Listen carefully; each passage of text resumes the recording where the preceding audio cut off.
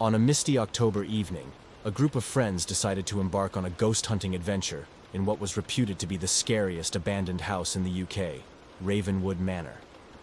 The manor, an imposing Gothic structure perched on a windswept hill, had been abandoned for decades, and stories of hauntings had grown to legendary proportions. The friends, all enthusiastic but amateur ghost hunters, were eager to capture evidence of the paranormal and maybe have a bit of fun along the way. As they approached Ravenwood Manor, the air grew colder and the fog thickened. The house loomed before them, its windows dark and empty like soulless eyes. The front door creaked ominously as Dave pushed it open, and they stepped inside. The entrance hall was a grand, dusty space with a sweeping staircase leading to the upper floors. Cobwebs hung like ghostly drapes from the chandelier, and the air smelled of decay and neglect. Mike immediately set to work, placing cameras in strategic locations while Sarah tried to get a sense of any spirits lingering in the air. "Okay, team," Dave said, his voice echoing slightly in the empty space. "Let's split up and cover more ground. Lucy and I will check the basement. Mike, you set up the tech on the ground floor. Sarah and Ben, you take the upstairs." They agreed and went their separate ways. The atmosphere was tense, but also charged with excitement. Dave and Lucy found the entrance to the basement and descended the creaking wooden steps into the pitch-black darkness. Their flashlights barely pierced the gloom, casting long shadows that danced eerily on the damp walls. "This place gives me the creeps," Lucy muttered. "And not because of ghosts. It's just old and gross." "Don't worry," Dave said with a grin. "We'll be fine. Maybe we'll even catch something on camera." Meanwhile, Mike was setting up his equipment in the living room. He had EMF meters, night vision cameras, and digital recorders ready to capture any supernatural activity.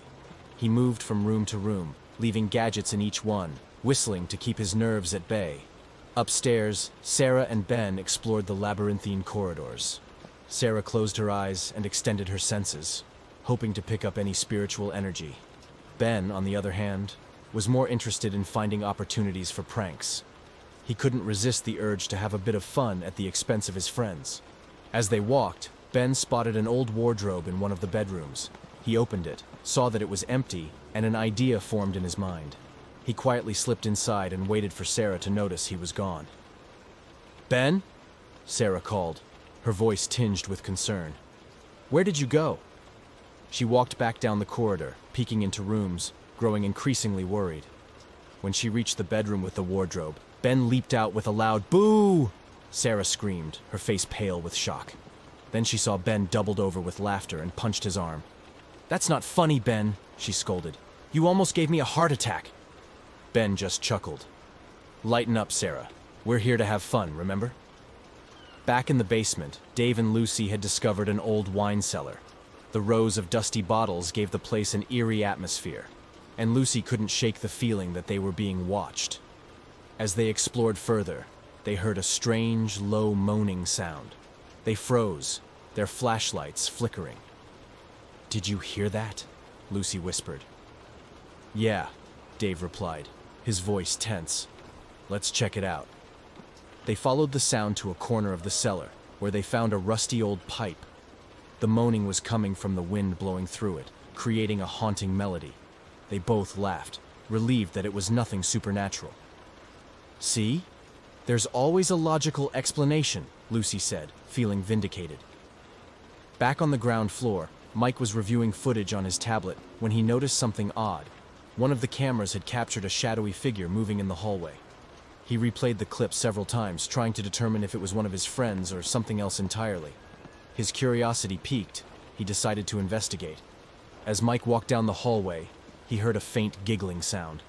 He rounded a corner and came face to face with a chicken. A live chicken, wandering around the manor. "What the?" Mike said, utterly perplexed. The chicken clucked and scurried away, leaving Mike to wonder how it had gotten there. He decided it was best not to question the bizarre turn of events and headed back to his equipment. Upstairs, Sarah and Ben continued their exploration, though Sarah was still on edge from Ben's prank. They entered the master bedroom, which had an old canopied bed and an antique vanity. Sarah felt a sudden chill and stopped in her tracks.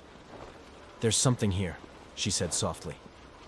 Ben, sensing an opportunity, sneaked behind her and whispered in a ghostly voice, "Sarah, I am the spirit of Ravenwood Manor."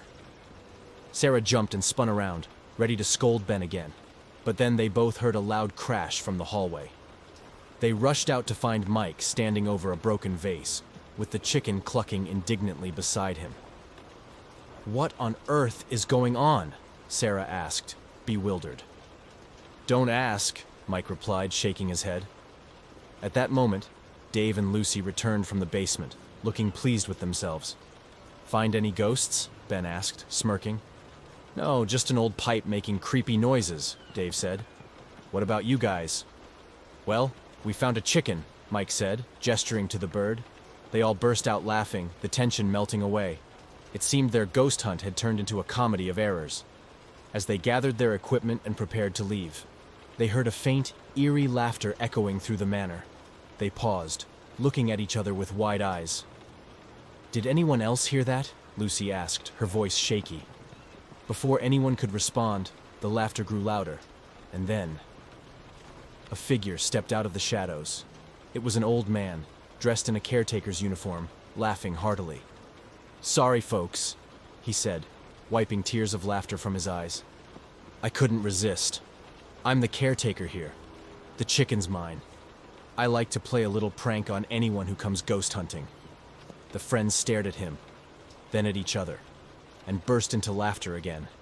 Their ghost hunting adventure had ended in the most unexpected way possible, with a live chicken and a prankster caretaker.